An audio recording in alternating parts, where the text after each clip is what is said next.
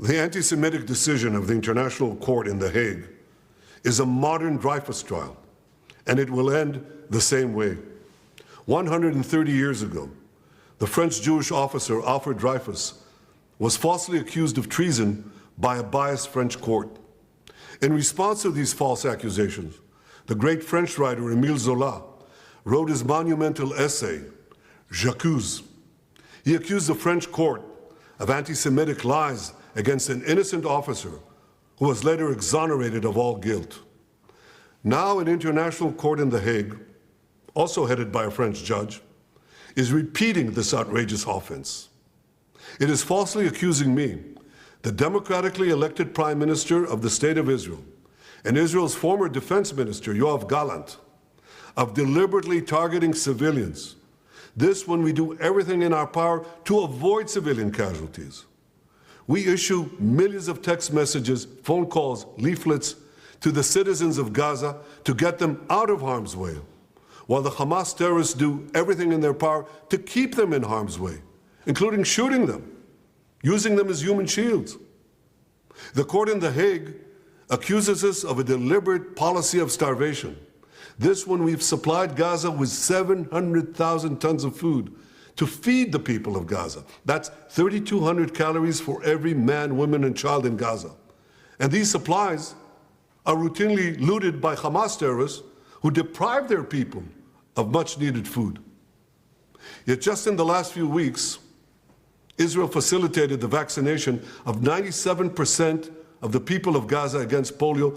This doesn't prevent the court of accusing us of genocide. What in God's name are they talking about in The Hague? The truth is simple. No war is more just than the war that Israel has been waging in Gaza after Hamas attacked us unprovoked, launching the worst massacre against the Jewish people since the Holocaust. The decision to issue an arrest warrant against me, the democratically elected Prime Minister of the State of Israel, and our former Defense Minister, was made by a rogue prosecutor who's trying to extricate himself from sexual harassment charges, and by biased judges who are motivated by anti-Semitic sentiments against the one and only Jewish state.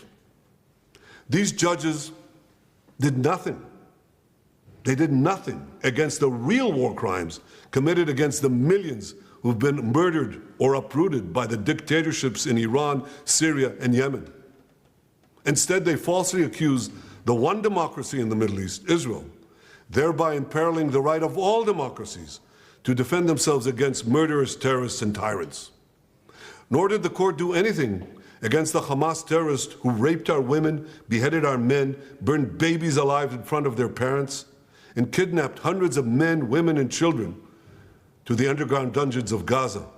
They're still holding 101 hostages, citizens of many lands, including the United States. Come to think of it, the court did issue one arrest warrant against Hamas. Now hear this. They issued an arrest warrant against the corpse of the Hamas arch-terrorist Mohammed Dev. His corpse. What an absurdity. No biased anti-Israel decision in The Hague will prevent the State of Israel from defending its citizens. And I want to thank our many friends around the world, especially those in the United States, who've condemned this outrage and who have said that this decision will have severe consequences for the ICC and those who cooperate with its decision. Israel will not recognize the validity of this decision. We will continue to do everything we must do to defend our citizens and defend our state against Iran's axis of terror, Iran and its terrorist proxies, which include Hamas, Hezbollah, the Houthis, and others. Our enemies are your enemies, and our victory will be your victory, the victory of civilization over barbarism and tyranny.